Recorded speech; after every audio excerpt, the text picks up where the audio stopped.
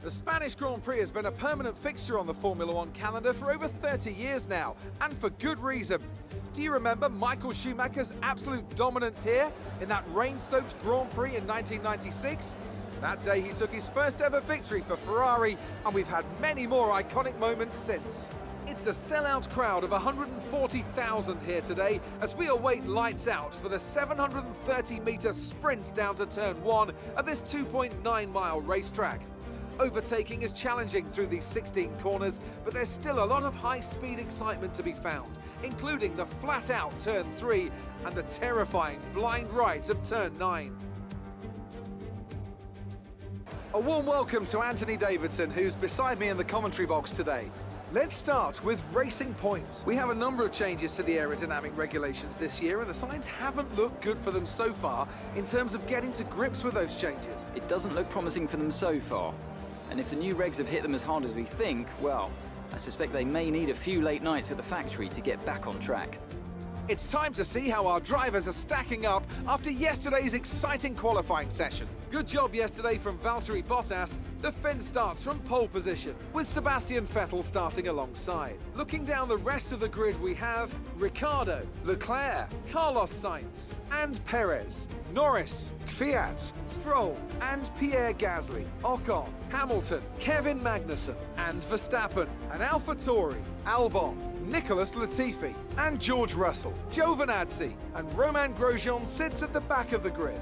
And now it's time to head down to the track.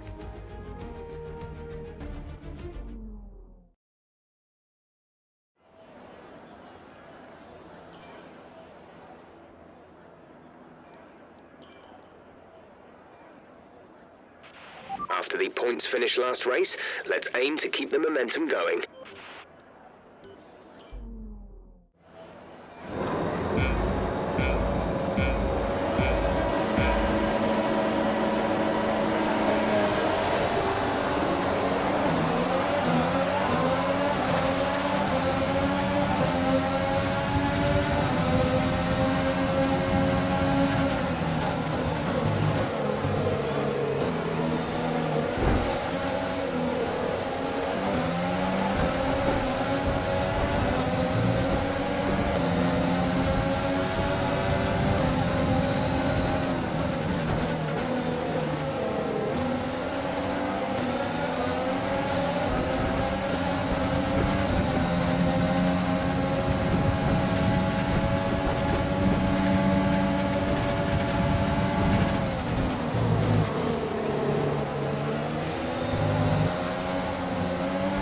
Okay, good work, great pass.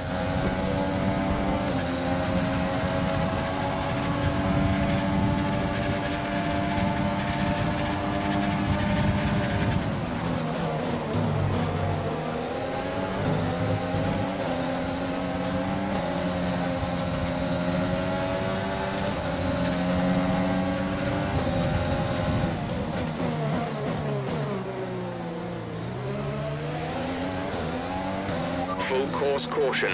The safety car is out. Keep an eye on the delta. We need to keep it positive to avoid a penalty. Slow down. Maintain positive delta. Pierre is in for his stop.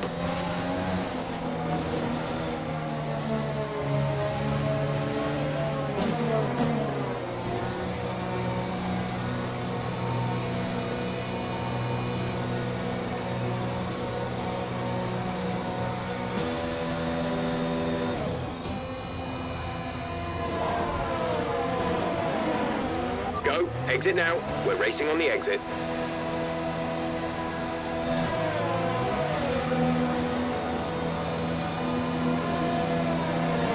Only one stop to go. One stop left in this strategy.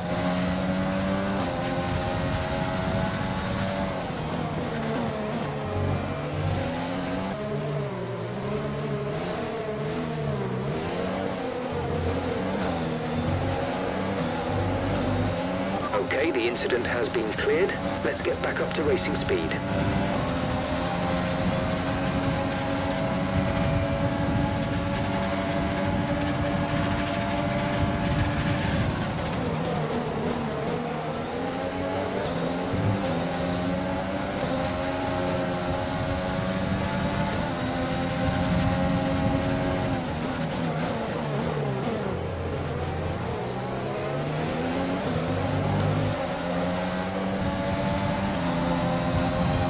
lapping around a second faster than the car ahead.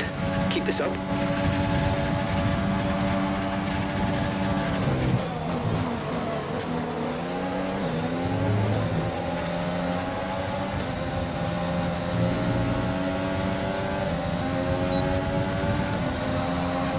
We're approaching the pit window. You'll be on the mediums.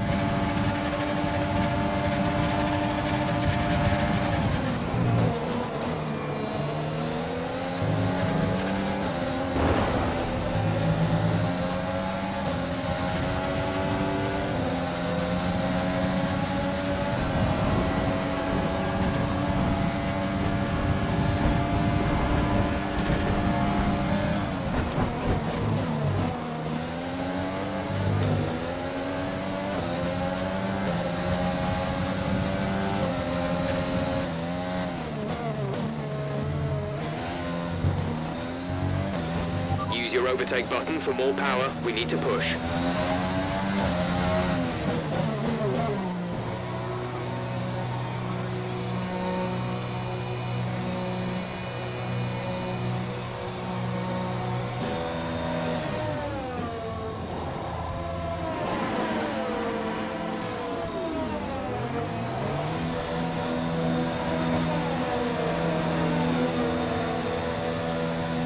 Pit strategy complete. See these tyres through to the end now.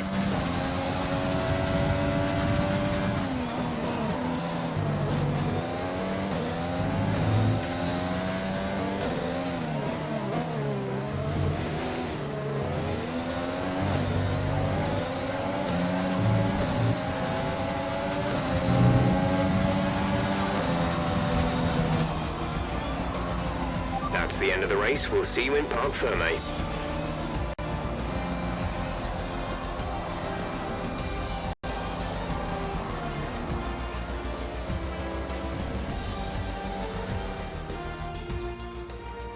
Victory for the team from Milton Keynes then, after a quality performance. So Anthony, what made the difference out there today? Well, they played the safety car to absolute perfection. There are so many factors to worry about once the race is neutralised. I mean, do you pit for fresh rubber? Do you have the space behind you? How much fuel can you save? If you answer all of those questions correctly, you'll have a good chance. And that's exactly what happened today. Red Bull put up an outstanding fight for the front position today, and it's great to see it paid off for them. They do so much for the sport that you can't help but be delighted by today's race win.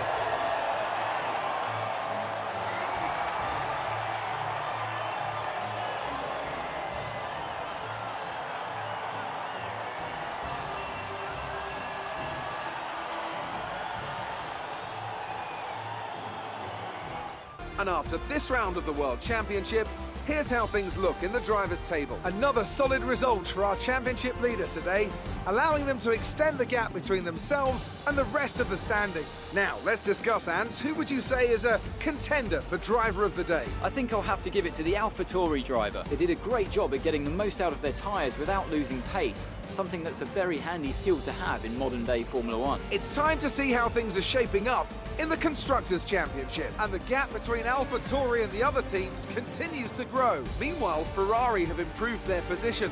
A strong weekend from them as they fight their way towards the top. It's been an absolutely wild weekend of Formula One action. I can't wait to see what's next.